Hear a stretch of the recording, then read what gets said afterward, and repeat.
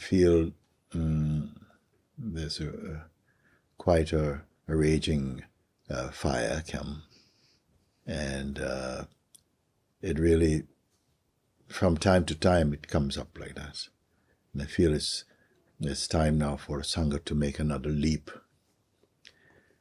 and not another of many more kind of leaps. I feel that there's something quite powerful and very immediate, very potent for those who accept this invitation, actually. I see no reason why anyone should not accept it.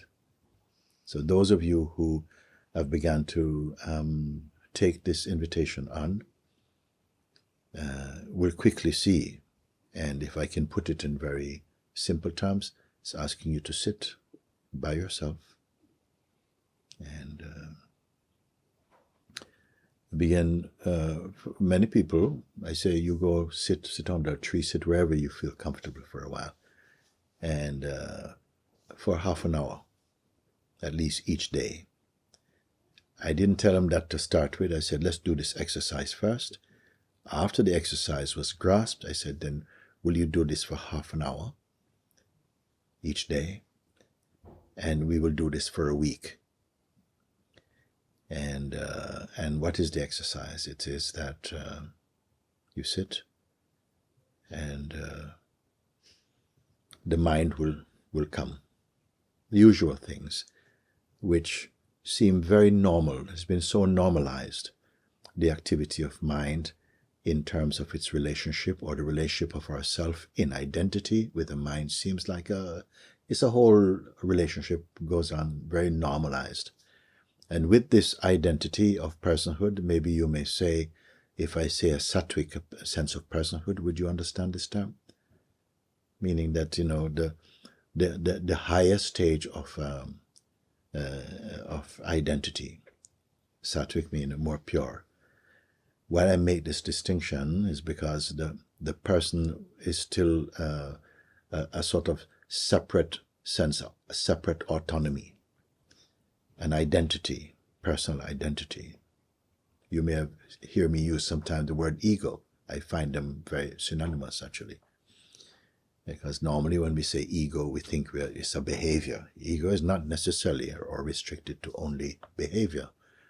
It means where there is a very rooted identity based upon I am this body, and I am effective. We don't say it, but effective, I'm my conditioning, who I take myself to be.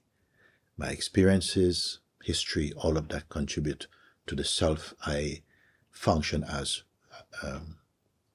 daily, naturally, normally. But here, when I ask, could you sit and try to be just by yourself, with let the mind run, let things, don't try to police your thinking, just let it run. And I say, can you observe without logging into that which is observable, meaning that there is some detached witnessing, just of the stuff that arises. And when I say this, I want to clarify even further that it's not about watching like you watch a movie. You're paying attention, you're not following a story, but more like a panoramic overview of what's coming up in mind as thought and sensations. And now I say, but remain detached, mean don't log into the mind wave. To remain conscious and apart from the activity that's coming up, sensationally, psychically, physically, emotionally. All these things may come in one form or another. And that play is going on the screen of the mind. So, but only to pay attention to your formless or impersonal sense of presence or being. Is that clear enough? That is the important part, to stay only as the awareness self. So not a form, not a shape, not an identity, not the guy on your passport or the woman on the passport, just the sense of presence. Here, the witnessing is happening spontaneously. and try not to get pulled into the mind. It seems, oh, it's going to be a pleasant little exercise, but it's going to be quite a mugging, actually. And we start like that, and you see how easy it is to follow, to be pulled into. I say that the mind comes in this way, and each time it's like it comes for some food. It needs to be fed. And what is the food of this mind activity? To connect with personal identity. When you become personal, then the mind activity becomes virile. Then the show begins like that. But I've asked you not to log in. Don't put in your password. Simply just observe with detachment and keep your sense of presence, impersonal presence. We're observing of the mind activity in the world is happening, and just pay attention. Don't hide. Don't close your eyes.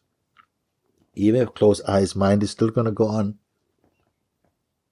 So whatever is happening in the outer sense of the mind and life, and what is happening also behind the eyeballs in the realm of thought and feeling sensation, let them happen. Can you remain empty, neutral, detached, you see? And you must carry this exercise on for half an hour. And it doesn't matter, because you, first of all, accept you're going to have a lot of, in the beginning, a lot of sense of failing. Then as you begin to recognize how virile the mind activity is, when you have been cooperating with it, it feels normal. But now I'm just trying to show, can you simply be without engaging in identity and mind activity? And you see how easy the attention goes like this. Yeah? And after a while, you'll realize, wait a second, it's as though I'm choiceless. I'm not able to stay by myself. My attention is always engaged in what is next, or the next taste, the next sensation. And this is not new. Perhaps all our life we have lived like that. But it's become normalized because nobody questions it. But now we're questioning it. Not questioning it verbally, just asking this simple exercise to stabilize your attention just in presence. Be aware of the mind. And you start to start itching a little bit, something is going to feel like the longest half an hour you've spent consciously. Because you see somehow, again, some little thing, need not be anything spectacular or so important. How easily we are pulled into identity, pulled into the active action, reaction, interaction with that. So this is what I've asked. And how will your first half an hour session be? You see? Then you realize, wait a second, this is how I've been living. This has been my life. Simply cooperating with the mind pull, the reflex, to always just be in some mental state. You see? And then what I'm getting feedback from many people is, I can't live like this anymore. I am a prisoner in my own life. Actually, you are not a prisoner. Your identity as a person is the prisoner. And because it has been unquestioned, it becomes what represents you is personal identity. And that is the relationship, the dynamic relationship with the mind stuff and the person for whom it seems applicable and relevant. Now watched from increasingly, you'll come to see that there is a deeper space of witnessing that is untouched. It has no identity. It is pure consciousness itself. And it is always here. The fact that you are aware that you exist is because of this root consciousness. But from the consciousness takes the form of the person by accepting I am the body, which is the instrument through which consciousness can enjoy or taste experiencing. And the belief, okay, I am the one, I want, I don't want, I like, this is not good, this is bad, I am this, I am, all of these are mental formations. They have no reality by themselves. This is why you may have heard me say there's one earth, but there are billions of worlds, each world being a psychological, subjective interpretation of what we see. The physical world is innocent. It is what it is. But the relationship created through the mind and identity makes it uniquely your own experience personally. We're not going to fight with that. We're not trying to get rid of a world. We're not going to judge, condemn, only observe. So I'm introducing only the power of observing. And so this is what I'm asking. Can you bear your non-dual observing? Remain detached and just be aware of what comes. So, as I said in the beginning, many people report, it's every little thing you feel, okay, sorry, wait a second, I've got to go and make a coffee. I've got to, feed the cat. Every kind of avoidance is going to come and it's going to seem justifiable. And then sitting, remember, this is your choice. It's not a command. I'm asking, are you willing to commit to looking? And why should you not? It's going to be the most powerful exercise, the most relevant, the most revealing, the most empowering. Because what I've found is that there are many people, we have the impression we are doing quite well. We're doing quite well. We're doing the inquiry, we're reading, we're, sitting in meditation, we're chanting, all these things. But this you have not done. To actually be tested. So first you test yourself. You sit. I will not have to tell you how powerful and important this exercise will be. I want you to tell me if you are willing to take it on. Above all practices and exercises, this until now will be the most direct. And it will be something that you must have a sense of commitment, a sense of responsibility that this is only for you. You cannot do it for someone else. This is only for you. And to learn to observe. And don't worry about the sense of failure. Give room. It's going to happen. The sense, whoa. Forget about the actions, reactions to it also. Just each time, come back.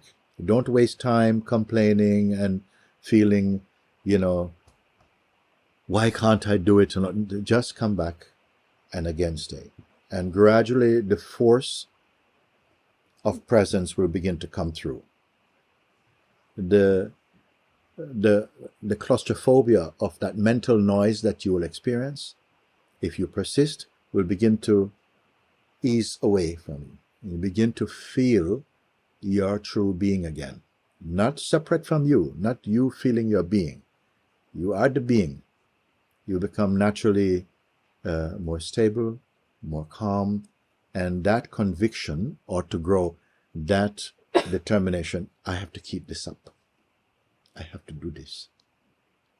Because Papaji said, no, because I see the fire it creates in my life. And yet, even in its most turbulent stages, you sense already the power of self-discovering in a very direct way. So I'm very, very pleased for those who feel I'm taking this challenge. And you're going to see whether you, once you recognize the force of the mind tsunamis that will come, and you realize that it is not what you are. This is very important, that there's a space that is untouched by it, and there's a space that seems very, very touched and disturbed by it.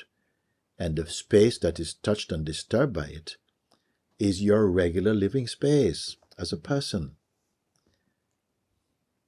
Are you willing to feel that challenge and know that somehow it is possible going beyond it, and stay with it?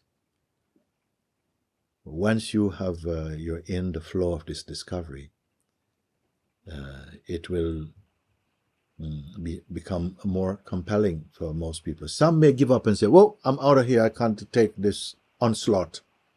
My mind is too strong."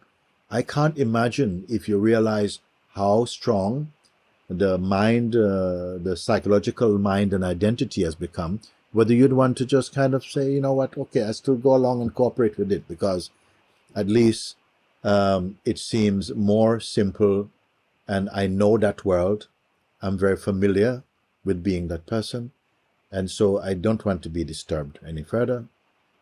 I want to see if there's someone like this, or that you're able to take this beautiful, auspicious challenge that I don't feel that you can fail. If there's a sense of failure, it is from the person. It's because of identity and holding on, clinging to the identity of personhood. Because through this exercise, you'll realize the shallowness of personal identity and ego. But at the same time, you will not be left out at sea. You will, at the same time, simultaneously become aware of the greater space, limitless space of your true being.